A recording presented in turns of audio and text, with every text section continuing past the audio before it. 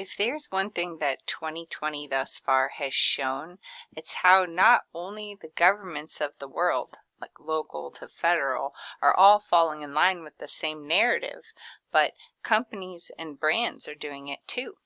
Months back, at the start of the whole 15 days to flatten the curve story, you probably saw the emails flood your inbox, pretty much all saying the same thing about how all of the companies you've done business with online were handling the coronavirus.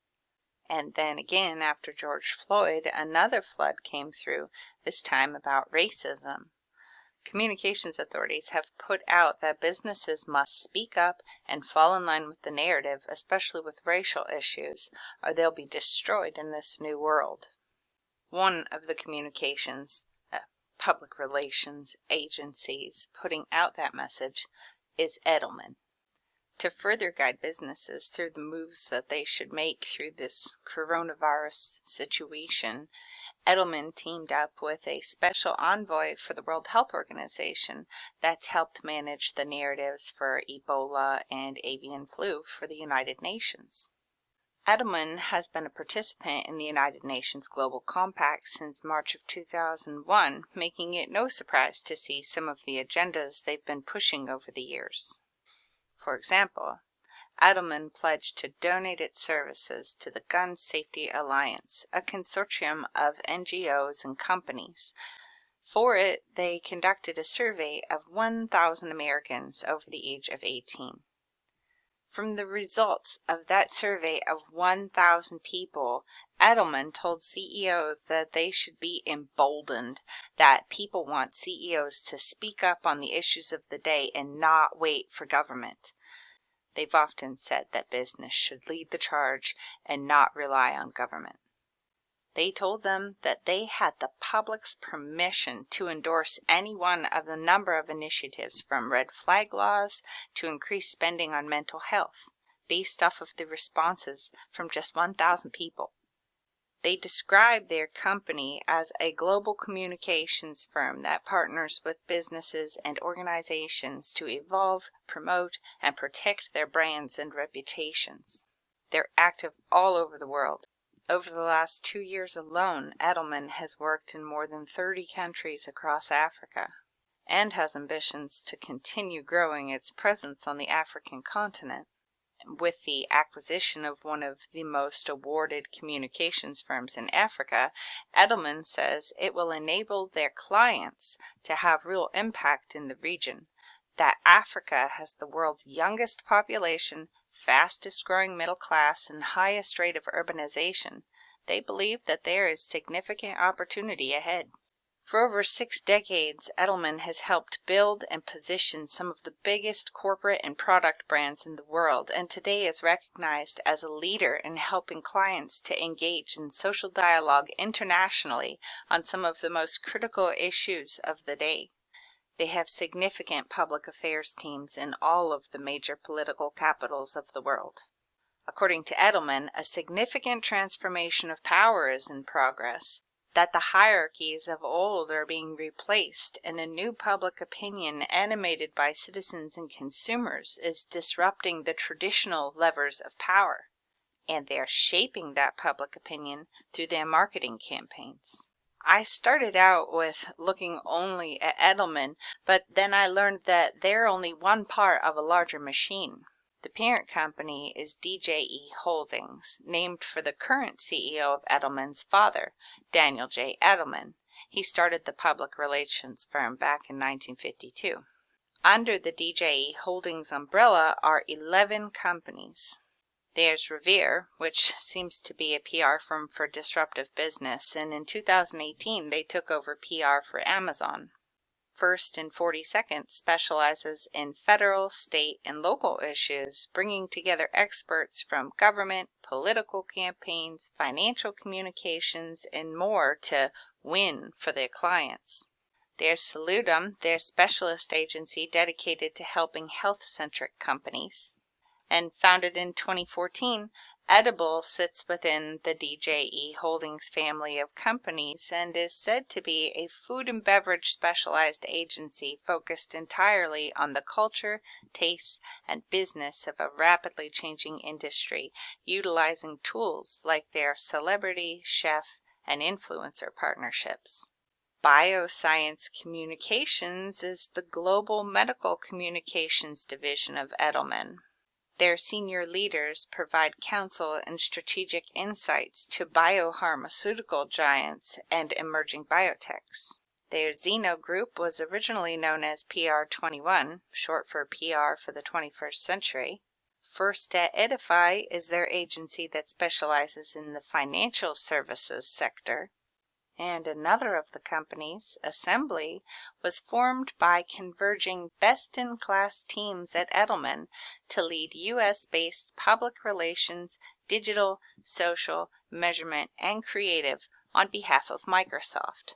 Assembly is said to offer a tightly integrated storytelling machine working across a variety of Microsoft properties, from Xbox to Microsoft Stores and Microsoft's Central Marketing Group. According to the DJE Holdings website, Assembly works in lockstep with Edelman in more than a dozen countries worldwide to create unique, award-winning programs. It's reported that Edelman was one of the PR firms involved back in the day who worked to repair Bill Gates' public image and that of the Gates Foundation because they needed people to support their causes and not see the negative side effects or hidden motives. There was also said to be an elaborate plan outlined in confidential documents involving Edelman to influence state investigators back during Microsoft's antitrust issues. Edelman Intelligence says they identify unique opportunities, stance, and positioning for businesses and brands, and that they understand audiences' attitudes, behaviors, and habits, and the most effective way to reach and engage them. And founded in 2007 with United Talent Agency and a majority share acquired by DJE Holdings Company in 2014, United Entertainment Group has worked with hundreds of Fortune 500 companies, A-list celebrities, professional athletes, and media companies, serving brands seeking to engage consumers through talent, film, TV, music, and sports platforms. Edelman and United Entertainment Group launched a first-of-its-kind collaboration of DJE Holdings companies focused on global influencers and brand partnerships created to help their clients stay at the forefront of the evolving media landscape. The founder of United Entertainment Group, who's still running things, has said that they're working with actual companies and brand corporations to create relationships with celebrities, and they do it based upon not what is seen in the current entertainment market, but what consumers will see 6 months out. In some cases, the group knows what's in the works 18 months out and can use that information to start planning their campaigns, sponsorship programs, or integration in a film or TV show. Think about that next time you see your celebrities and influencers championing something, especially when it's backed by all kinds of media coverage. Considering their collaboration with DJE Holdings for United Entertainment Group, it might be good to look at the clients United Talent Agency brought to the table, especially the broadcast and news client roster. Whose message are these people really pushing, and what notions have they put in your brain? Hello, we're here at the USC Annenberg Media Center. My name is Burkhard Tennerich. I'm on the faculty here, and it is my honor to be here with Richard Edelman, the CEO of Edelman, who is in town, as I understand, to talk about the Trust Barometer here in Los Angeles this evening. And we're very honored to have him here on campus this afternoon. Richard just had a little tour of the media center here, and you saw our students, our PR students working alongside with journalism students. They're becoming multimedia content creators. How important do you think this is going to be for companies like yours? It's just fundamental. I mean, the notion somehow that the mainstream media is going to continue as it is fallacious. And so I think that there's a flowering of owned media which is to say that companies in a certain way presenting their own news. And it has to be high quality, it has to be short form and long form, and it has to be shareable. And that's your challenge. As a result of all of these public relations campaigns that have been pushing to reshape society over time, we now find ourselves surrounded by people who want a better world, but people whose idea of a better world has been shaped by marketing campaigns. Some might still have difficulty considering that these people who have been presented to you as trusted sources are in actuality just paid to mold society and the world into the image of what a select few think is the right path to the future.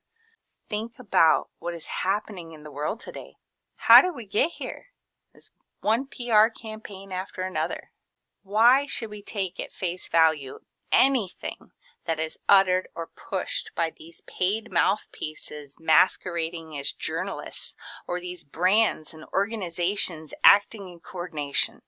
All of this about the Edelman family business is important to know, I think, but the main takeaway message in this video should really be that these movements, these ideas that just seem to catch fire and be everywhere, that they're very likely just big PR campaigns that are made up of well-trained mouthpieces and brands pushing forward an agenda that neatly falls into place with the United Nations plan to transform our world through the global implementation of their Sustainable Development Goals. And those are disrupting every aspect of our lives, but to what end? Who does this all really serve? I'd love to hear your thoughts on all of this. There's even more information in the sources, and you can find a link in the video description below.